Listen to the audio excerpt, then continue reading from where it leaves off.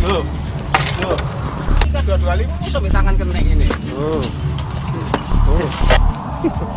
nggak bisa kita lanjutkan ini Kang. Untuk kesimpulannya pekerjaan ini diberhentikan, ya, diberhentikan dulu. Bila perlu bongkar semua. Ini nota Komisi 3. Halo semuanya, perkenalkan nama saya Steven. Pernah gak sih kalian kepikiran, kenapa sih banyak kasus kontraktor yang modelan kayak tadi? Ataupun biaya pembangunannya malah membengkak? Nah, itu semua bisa terjadi karena banyak hal. Salah satunya akibat gagalnya dalam penerapan reducing cost maupun gagalnya dalam penerapan adding value. Untuk memahami kedua hal tadi, kita cari tahu definisinya yuk. Dalam konteks manajemen konstruksi, kalau dilansir dari designingbuilding.co.uk, pada artikel construction cost, biaya merupakan bagian dari keseluruhan biaya yang dikeluarkan selama pengembangan aset yang dibangun seperti bangunan. Secara umum, biaya konstruksi adalah biaya yang dikeluarkan oleh pekerjaan konstruksi itu sendiri, dan pada beberapa proyek dapat ditentukan oleh nilai kontrak dengan kontraktor utama. Terus, bagian apa sih yang termasuk construction cost ini? Biaya yang dikeluarkan oleh kontraktor untuk tenaga kerja, material, peralatan, pembiayaan, utilitas layanan, dan lainnya, serta biaya overhead dan keuntungan si kontraktor, itu masuknya ke construction cost. Untuk biaya tanah, desain arsitektur, biaya konsultan, dan engineer, itu nggak termasuk dalam construction cost ini. Sedangkan value merupakan cerminan dari keinginan dari owner untuk mempertahankan atau memperoleh suatu produk, dan ini menjadi aspek subjektif pada value sebuah produk. Di mana pada dunia konstruksi ini, produknya yaitu ya jasa konstruksi dan deliverable-nya. Jadi ibarat kata value dan cost, ini tuh ibarat kata sepasang sepatu. Mereka ini terpisah, tapi satu, tapi terpisah, tapi satu, tapi saling berjalan berdampingan, tapi juga bisa hilang sebelah. Yang satunya di gondol kucing.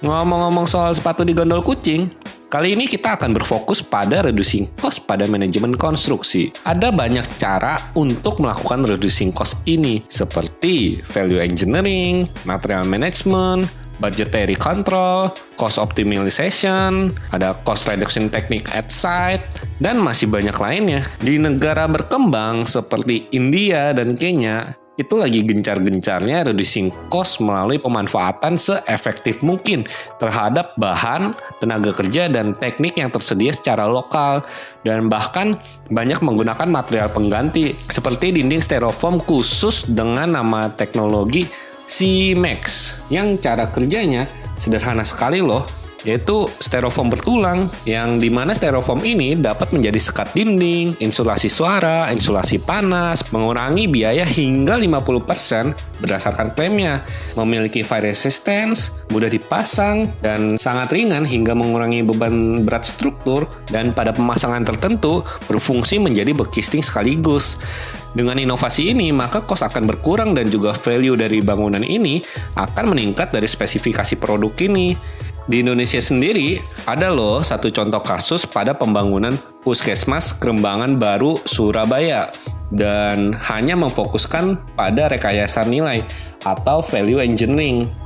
Value engineering ini bertujuan memberikan value yang optimal dari biaya yang dikeluarkan dan menseleksi mana biaya yang perlu dan mana biaya yang tidak perlu, lalu dipilih alternatif yang memiliki biaya terendah.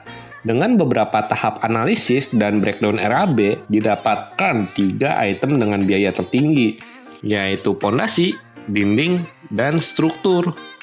Ketiga item ini di breakdown dan dilakukan cost-worth ratio, dan pada pekerjaan yang rasionya lebih dari 1 akan dicari alternatifnya.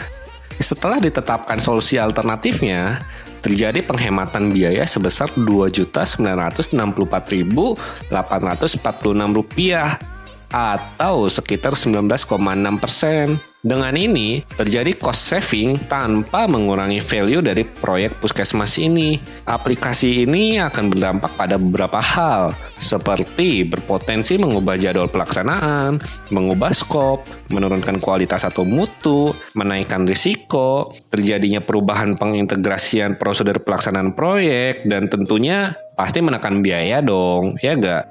Dari contoh proyek milik negara ini, ada faktor-faktor yang mendukung serta menghambat bagi negara maupun kontraktor. Bagi negara, selaku owner, negara butuh penghematan untuk menaikkan pertumbuhan ekonomi dan dapat menarik perhatian investor internasional untuk berinvestasi di negaranya. Namun, negara memiliki tanggung jawab yang sangat besar dan bahkan stakeholdernya itu bisa dikatakan ya seluruh rakyat Indonesia.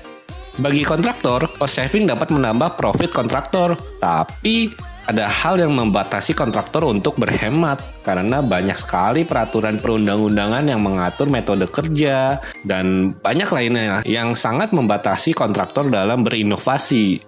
Sekian dari presentasi saya, mungkin itu dulu aja untuk sekarang. Kalau merasa video ini bermanfaat, jangan lupa like dan share agar yang lain juga kebagian manfaatnya. Dislike kalau nggak suka, jangan lupa subscribe supaya dapat info baru dari kami. Bye-bye!